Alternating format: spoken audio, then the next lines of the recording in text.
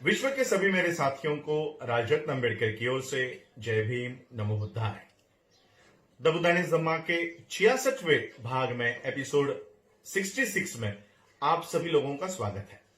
हम लोग द बुद्धाइज धम्मा के बुक 3 का अध्ययन कर रहे हैं। बुक 3 का टाइटल है what the Buddha taught, Buddha की शिक्षाएं क्या है।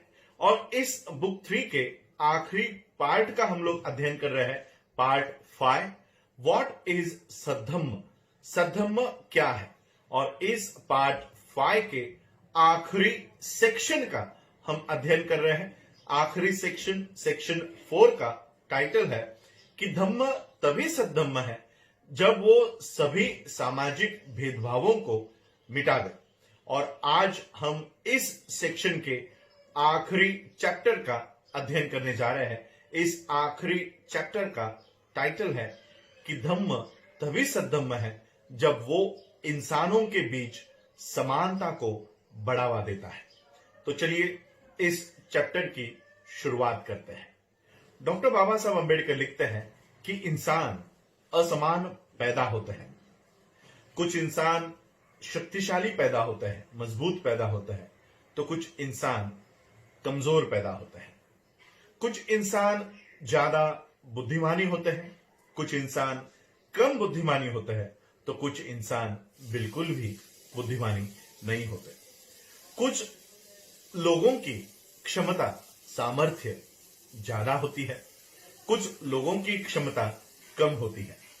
कुछ लोग अमीर होते हैं, कुछ लोग गरीब होते हैं। सभी लोगों को जीवन के संघर्ष से, अस्तित्व के संघर्ष में दाखिल होना ही होता है। जीवन के संघर्ष से सभी लोगों को गुजरना ही होता है। इस अस्तित्व के संघर्ष से या इस जीवन के संघर्ष में अगर असमानता को इस जीवन के संघर्ष का नियम स्वीकार किया जाए तो जो सबसे कमजोर है वो हमेशा उसका पराजय होगा, वो हमेशा पराजित होता रहेगा।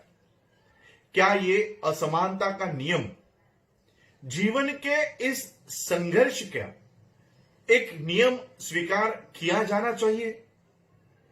कुछ लोगों का जवाब हां में था, कुछ लोगों का जवाब सकारात्मक था और उनका जवाब इस आधार पर सकारात्मक था कि इसके परिणाम स्वरूप इस जीवन के संघर्ष में, अस्तित्व के संघर्ष में जो योग्यतम है वही बना रहेगा।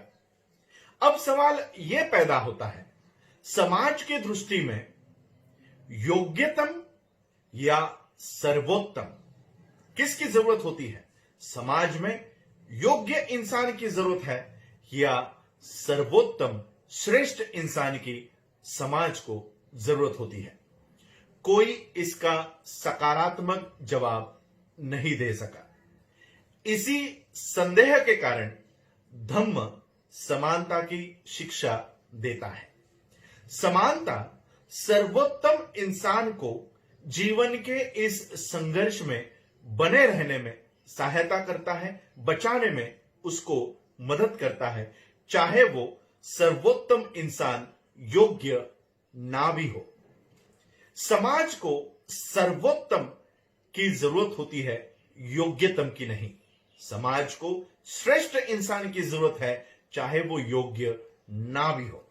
यही वो प्राथमिक कारण है जिस वजह से धम्म समानता का समर्थन करता है। यही तथागत बुद्ध का दृष्टिकोण था और इसी वजह से तथागत बुद्ध का तर्क था कि जो धर्म समानता की शिक्षा नहीं देता, जो धर्म समानता नहीं सिखाता, वो अपनाने योग्य नहीं है। तथागत बुद्ध ने कुछ सवाल पूछे। क्या तुम ऐसे धर्म को आदर दे सकते हो या ऐसे धर्म को स्वीकार कर सकते हो जो ये शिक्षा दे कि दूसरों को दुखी करके खुद को सुखी करो, या फिर खुद को दुखी करके दूसरों को सुखी करो, या फिर दोनों को, खुद को भी दुखी करो और दूसरों को भी दुखी करो। क्या वो धम्म बेहतर नहीं है जो अपने साथ साथ दूसरों के भी खुशियों में बढ़ोतरी करे, वृद्धि करे और कोई उत्पीड़न सहन नहीं करे? ये कुछ सवाल थे जो तथागत बुद्ध ने उन ब्राह्मणों को पूछे जो समानता का विरोध किया करते थे और असमानता का समर्थन किया करते थे।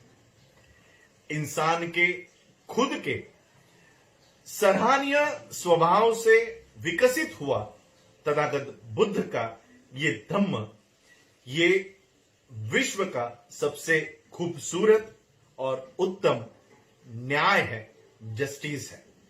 और इसलिए धम्म तभी सद्धम्म होता है जब वो ये शिक्षा दे कि इंसानों के बीच में समानता होनी चाहिए, इस समानता को बढ़ावा देना चाहिए। आज आप लोगों ने मुझे सुना, उसके लिए आप सभी लोगों का आभार, धन्यवाद। जय भीम, जय भारत, जय बुद्ध।